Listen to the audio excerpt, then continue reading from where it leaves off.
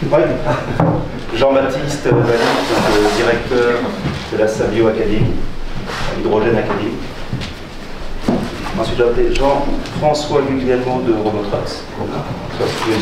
C'est bon, moi j'ai la chaise. Voilà, moi j'ai la chaise. Encore. Pascal Ray, directeur de l'école centrale. Ensuite, Christophe Vittan, vice-président de Lyon 1, Université Claude Bernard. Et Nathalie Calas, Arcadeville, IAIPR.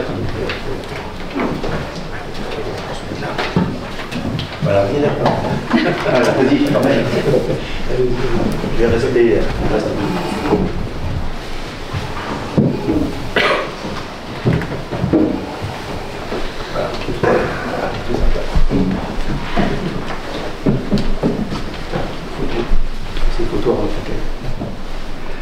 Donc, le campus des métiers et qualifications automobilité, un campus d'excellence, voilà, qui regroupe de nombreux acteurs de l'industrie. On le voit ici avec Symbio, Renault Trucks, Vercor qui sont ici, qui sont des membres actifs du Symbio, des centres de formation et également des laboratoires de recherche. La formation, on est positionné sur tout ce qui va être conception, tout ce qui va être test et validation. Ensuite, toute la partie maintien en condition opérationnelle des véhicules et tous les moyens de recharge. Voilà, donc ça, c'est les grands thèmes sur lesquels on travaille. Et on travaille du niveau CAP jusqu'au doctorat. Globalement, notre travail, c'est de s'inscrire dans les politiques qui sont développées par la région académique, donc, qui est pilotée par Olivier Dugrip, et la région territoriale, qui est notre président Laurent Wauquiez. Donc on s'inscrit dans ces politiques et on essaie de les décliner sur les axes de formation pour les faire relever. Et notamment, pour nous, c'est important de collaborer, notamment avec la PFA. Donc on a un partenariat très étroit avec la PFA et CARA, ici en Auvergne. Donc vraiment le lien. Voilà.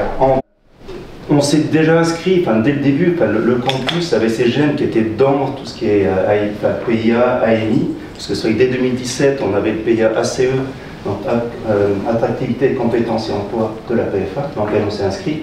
Donc c'est vrai qu'on avait déjà cette culture depuis 2017. Donc quand les France 2030 sont arrivés avec le premier sur lequel on a participé, c'est Definum, voilà, les premiers sur lequel on a recandidaté.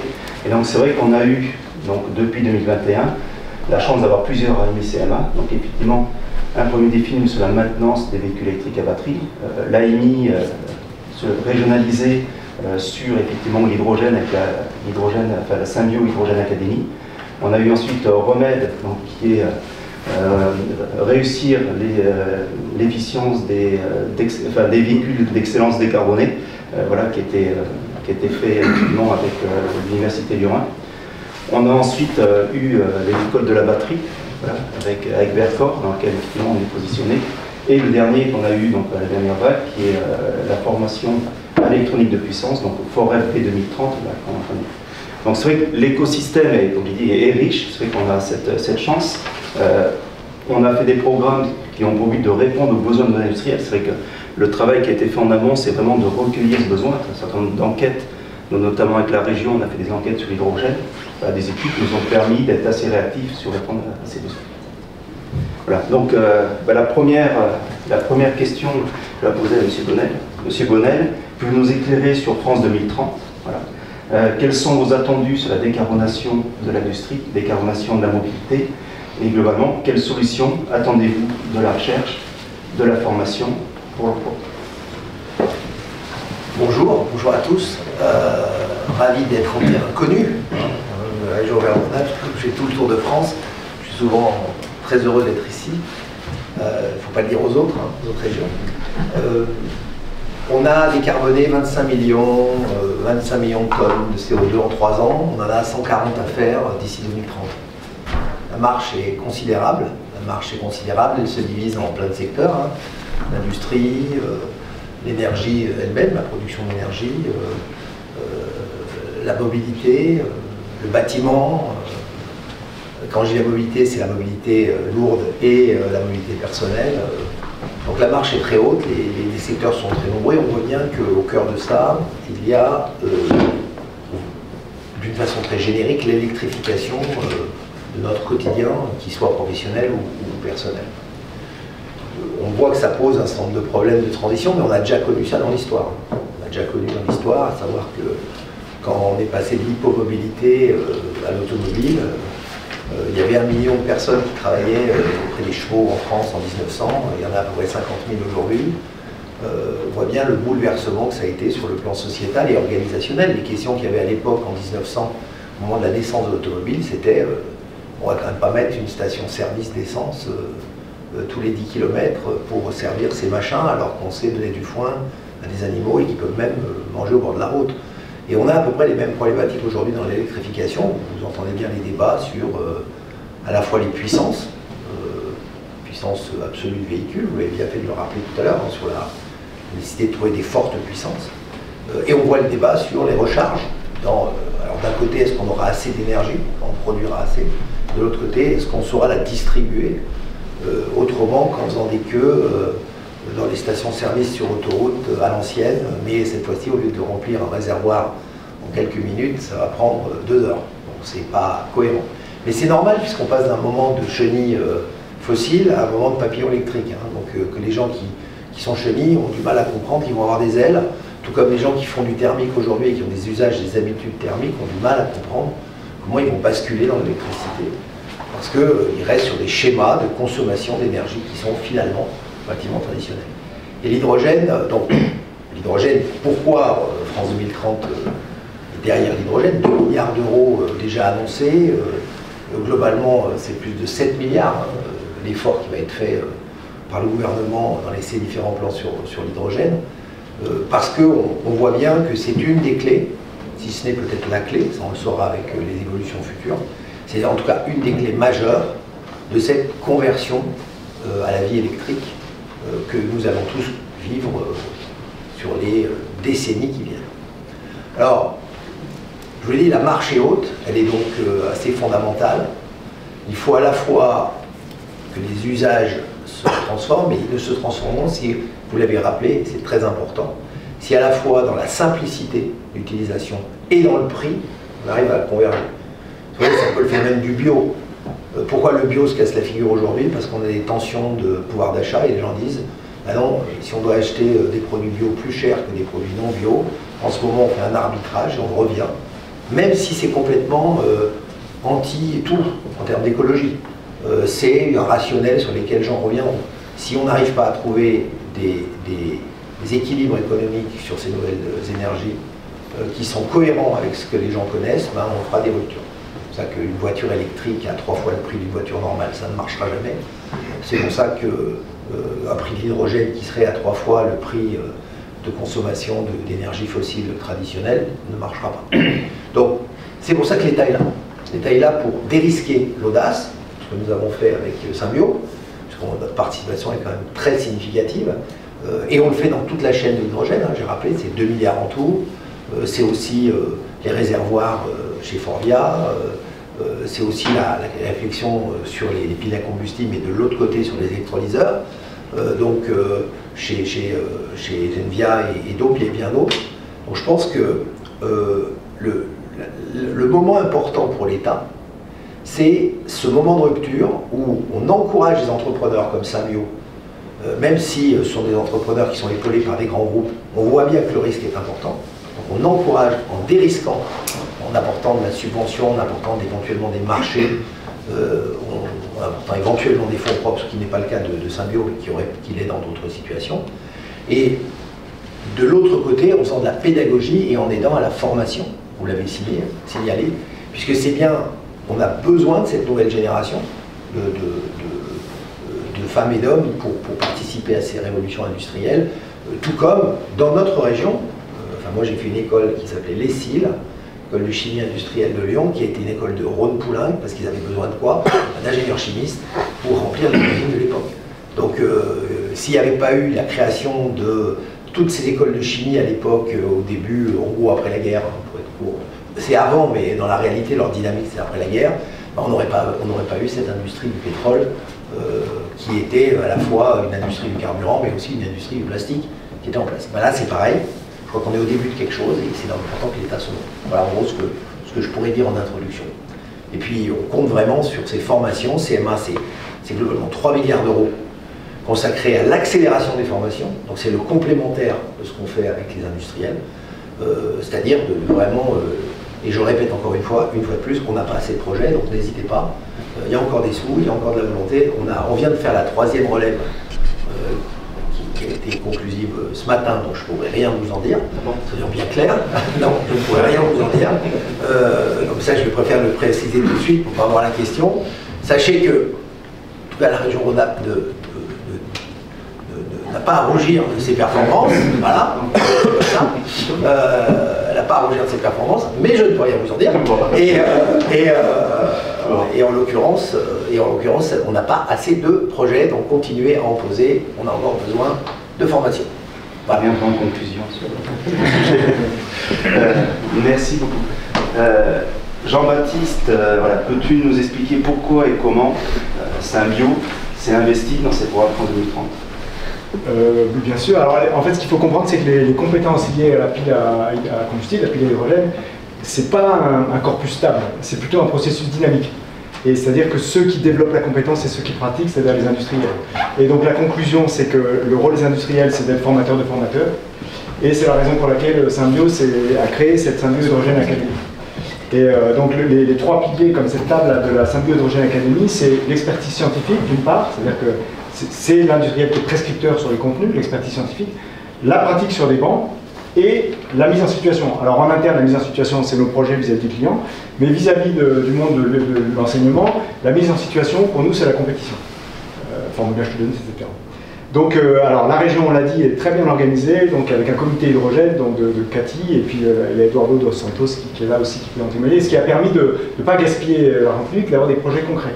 Donc pour Symbio, ça s'est traduit par le programme CARED devenu Pacte pour Retour pour l'Emploi. Donc on a recruté, on a formé en partenariat avec l'UIMM 18 opérateurs qu'on a recrutés. On a fait cette semaine le recrutement de la 3e promotion, hein, donc on va recruter 10 personnes au premier semestre et potentiellement 10 autres personnes au deuxième semestre. L'autre chose qu'on a faite, c'est grâce à France 2030, enfin, les PIA l'ont rappelé, c'est qu'on a formé nos experts comme formateurs de formateurs précisément pour jouer ce rôle.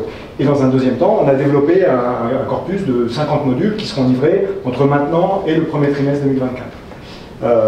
Et puis le dernier volet, c'est notre implication de remède par la fourniture de véhicules pour adresser cette fois-ci plutôt le niveau aussi des techniciens et encore la compétition. Voilà, donc je pense que la compétition, mon voisin peut peut-être en parler, mais je laisse ça. Monsieur Bonnet, tu as des questions? Non, je crois que vous prenez les choses par le bon bout. J'ai pas de questions. Comme vous dites, c'est plutôt bien organisé. C'est toujours la même chose. Les chiffres que vous citez paraissent effectivement cohérents par rapport aux capacités. J'espère qu'ils vont augmenter. C'est surtout ça que je veux dire. Parce que comme vous voulez également vous proposer ces formations pour l'extérieur, voilà, vous dites la compétition, mais également des raisons marketing, j'ai bien compris, et c'est très astucieux, bah, n'hésitez pas à pousser les murs. Donc si vous avez des capacités, si ce qui manque c'est des capacités financières, ça on sait faire. Après, s'il peut y avoir des manques de capacités de personnel à mobiliser, tout ce que je comprends, donc qui va piano bassano, mais qui va quand même accélérer quoi. Hein. Donc voilà. Merci, on en parlera dans la deuxième part. Merci. Jean-François, on a une question, là, côté Renault Trucks, comment vous êtes pour Renault Trucks, la marche est haute, hein, c'est-à-dire qu'on a l'ambition d'être en accord avec l'accord de Paris. Donc du coup, ça nous met en 2050, mais comme nos véhicules roulent à peu près 10 ans, on a pour objectif d'être totalement neutre en 2040, à la fois sur la production et l'offre produit, qui sera un mixte entre du batterie électrique, du fuel cell, alors qu'on fait en partenariat avec une joint venture avec Daimler, malheureusement, même si on a travaillé ensemble il y a quelques années, et puis le reste, ça sera du biocarburant. Donc en fait, la transformation de la chenille au papillon, on est plutôt au stade de la chrysalide, où en interne, on est en train de se transformer, c'est pas forcément facile hein, pour acquérir les nouvelles compétences dans toute la chaîne de valeur. Bureau d'études, R&D, les usines, l'après-vente, les services, en fait, on remet tout à plat hein, par rapport à nos business models, nos schémas de recettes, de revenus, de dépenses. En fait, la transformation, elle est quand même assez radicale. Et quelque part, le campus, pour nous, c'est un levier avec France 2030, en fait, pour aider à partager cette transformation-là. Quelque part, on a, en tant que leader de cette transformation-là sur le transport et l'électrification, on a quelque part un rôle à jouer pour transmettre ces nouveaux savoirs et les diffuser auprès des organismes de formation. On avait participé d'ailleurs à la demande du recteur à un atelier prospectif pour voir dans la carte des formations qu'est-ce qu'on doit ajuster, est-ce qu'il faut créer de nouveaux parcours, est-ce que c'est de la polarisation, etc. Et puis enfin, pour nous, ce qui est important aussi, c'est l'attractivité de la filière. Alors, la chimie d'hier, c'était peut-être attractif, mais, oui, bien sûr. Mais en fonction des époques, les choses changent, et donc c'est effectivement important de créer aussi de l'envie dans nos métiers par une attractivité qui soit construite dès la formation.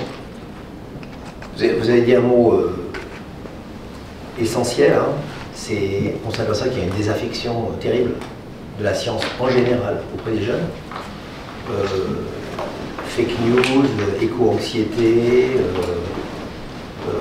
nouvelle manière, nouvelle relation au travail, perception datée d'ailleurs des usines et des entreprises. Je m'en aperçois toujours plus.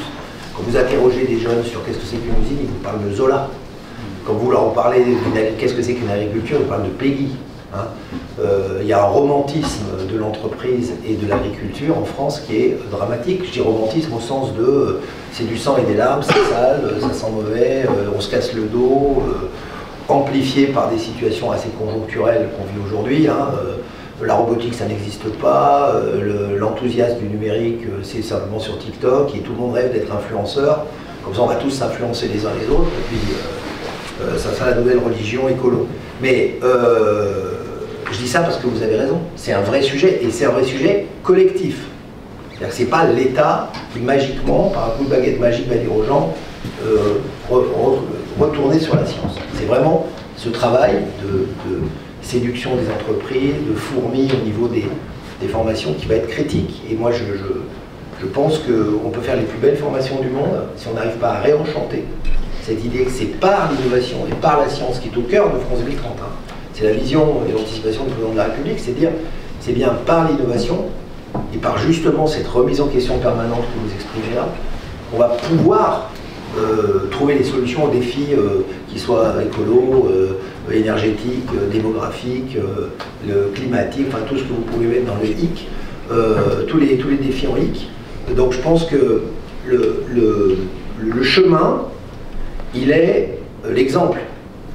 L'exemple, c'est de montrer effectivement qu'on sait faire des véhicules dès 2040, j'espère, pour les gros, dès maintenant pour d'autres formats, qui sont sans émission grâce à la science. Grâce au fait, reste quand même un truc un peu important pour vos métiers. Hein, de faire de la membrane et de l'anode et de la cathode, il y a aussi un peu de fonderie quelque part. Quoi. Donc voilà, c'est ce que je voulais vous dire. Oui, c'est vraiment important.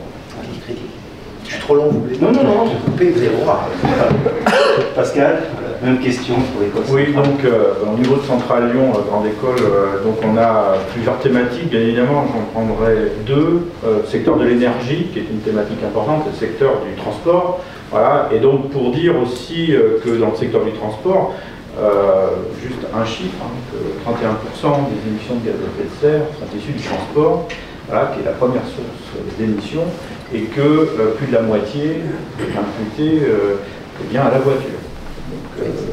D'où le travail qui est lancé, qui est quelque chose d'extrêmement important. Et donc, ce qui fait qu'au niveau de Centrale Lyon, depuis un an, on a conduit une très grande réflexion sur un plan stratégique à 2030, nous aussi, voilà, et orienté sur les grandes transitions. Donc, un enjeu majeur de l'établissement, que ce soit dans le secteur de la formation, et de la recherche, mais aussi du développement économique et de la sensibilisation des plus jeunes. Lionel vient de le rappeler, donc c'est quelque chose qui est important. Donc, on a voté ça en octobre dernier. Donc maintenant, on déroule notre feuille de route pleinement là-dessus. Et à travers ces projets, nous avons décidé de mettre en place un objet qui s'appelle le Transition Lab, de façon à pouvoir, qui est un lieu physique et virtuel, qui va nous permettre de traiter des projets transdisciplinaires avec différents partenaires, j'aurai l'occasion d'y revenir, de façon à pouvoir traiter des sujets. Et le projet REMED, que David a évoqué tout à l'heure, est le premier projet que nous aurons à traiter dans ce Transition Lab. Voilà, c'est quelque chose d'important qui va rassembler l'ensemble de notre communauté. Et sur le projet Écurie Piston Sport Automobile EPSA, voilà, donc je laisserai tout à l'heure Nicolas nous en dire quelques mots en tant qu'élève ingénieur de l'école, il sera mieux celui qui en parle. Donc en tout cas, les enjeux des grandes transitions, c'est quelque chose d'important, j'insiste bien, formation, recherche. Sur la recherche, à l'échelle du site, nous avons un très grand projet avec l'université Gustave Eiffel qui est Glade for Mobility, qui nous permet de traiter et de développer des plateformes, que ce soit à Transpolis, sur le campus de la Doua, avec tous nos partenaires, l'INSA, l'université de Lyon 1, et ainsi de suite. Aussi sur le site de Centrale à l'Écully, de pouvoir développer, de tester de nouvelles pratiques avec une dimension recherche. Voilà, c'est quelque chose d'important.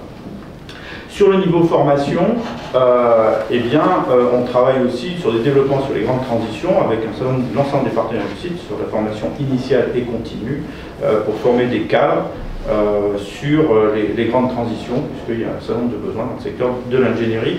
Je pourrais y revenir tout à l'heure.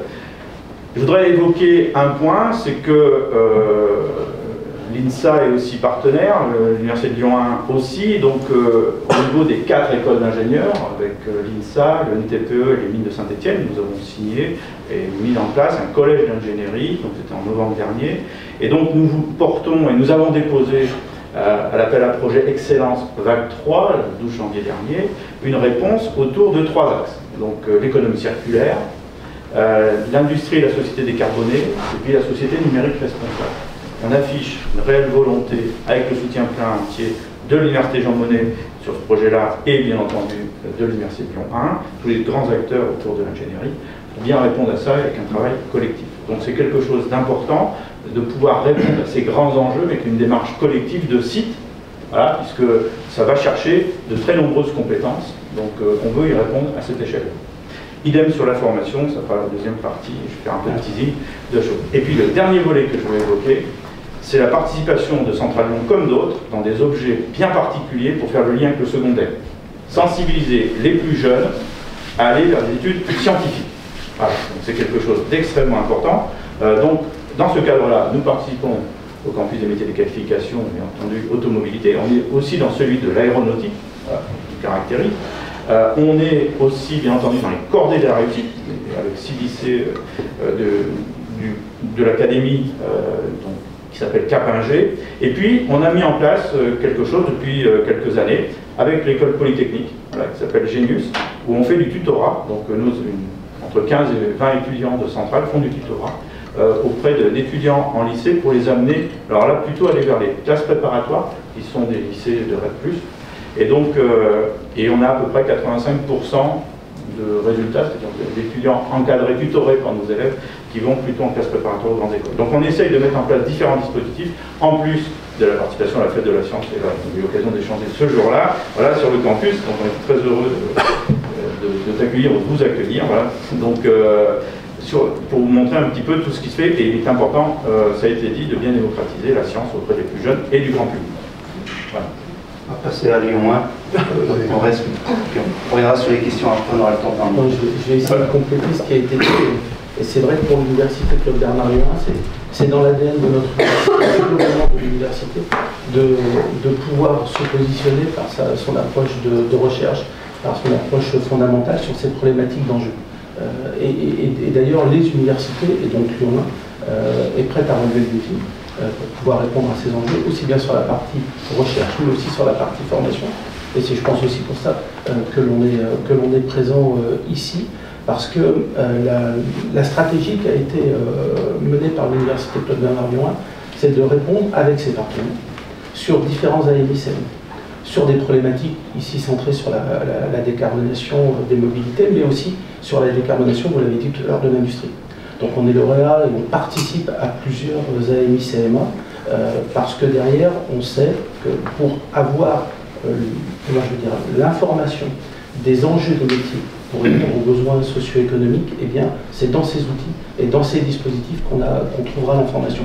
On est allé aussi se positionner sur des AMI territoire d'innovation 4.0 parce que derrière, on sait que la décarbonation, vous l'avez dit tout à l'heure, elle passe aussi par la chimie et il faut aussi trouver le remplacement des molécules issues du pétrole par d'autres types de molécules issues du biosourcé, par exemple.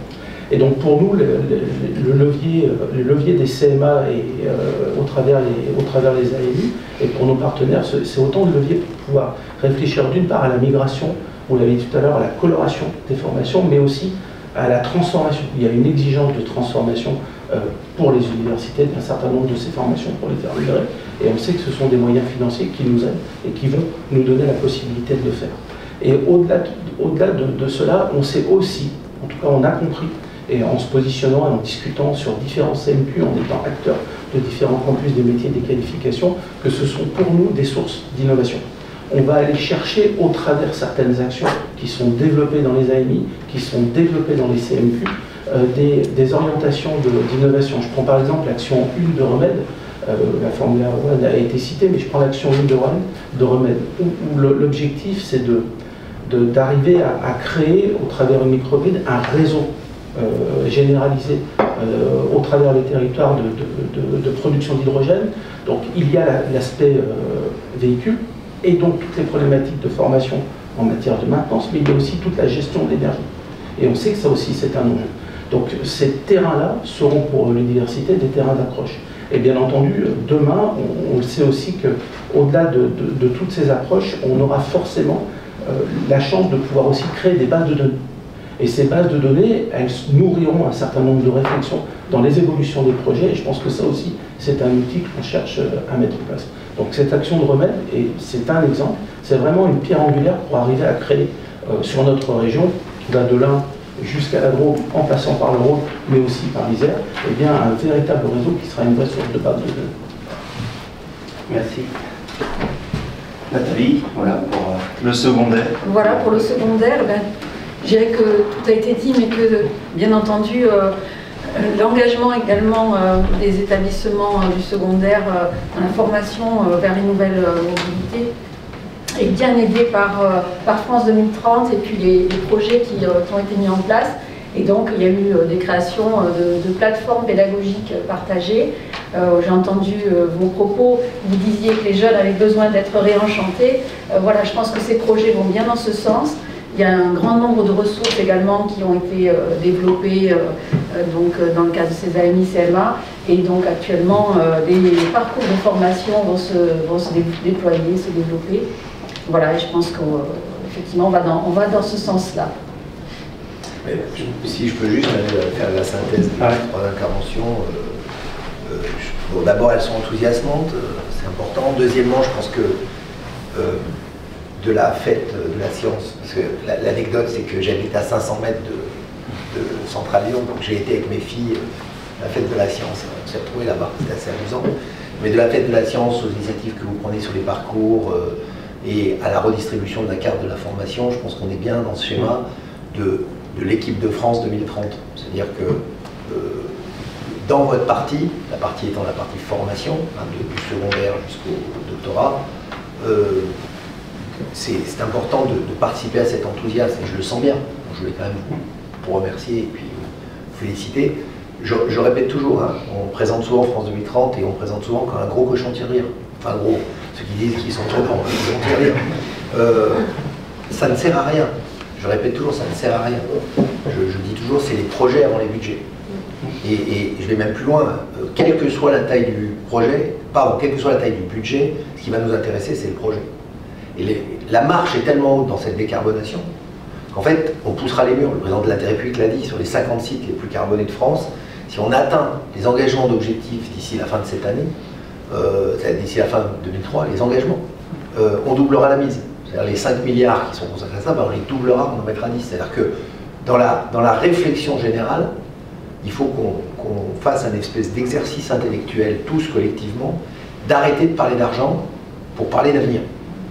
Et ça paraît assez évident quand on le dit comme ça, parce qu'on dit c'est facile, quand c'est un type qui a 54 milliards d'euros sous son stylo qui peut le dire. Non, non, c'est pas vrai. Quand je dis qu'on manque de projets, c'est qu'on manque de projets. C'est-à-dire qu'actuellement, les PIA d'avant, c'est pour ça que je ne parle plus de PIA, d'ailleurs, la prochaine fois que vous prononcez PIA, vous payez l'apéro, c'est France 2030. PIA d'avant, c'était, on définit des budgets, et vous devez tous savoir ici, en tant que Français, parce que c'est votre argent, que 15% de ces PIA n'ont jamais été employés. C'est-à-dire qu'on disait, on va mettre 100 millions là-dedans, et puis on n'avait que 80 millions de projets. Donc j'ai retourné la chaussette, j'ai dit vous arrêtez de me parler d'argent, vous me parlez de projet, et nous on finance. Et Symbio le sait bien, on peut financer très généreusement. Hein. Donc vraiment dans cette logique qu'il faut aller. Symbio est un extraordinaire projet, en tout cas il est perçu comme ça au plus haut de l'État, donc j'espère que c'est vrai.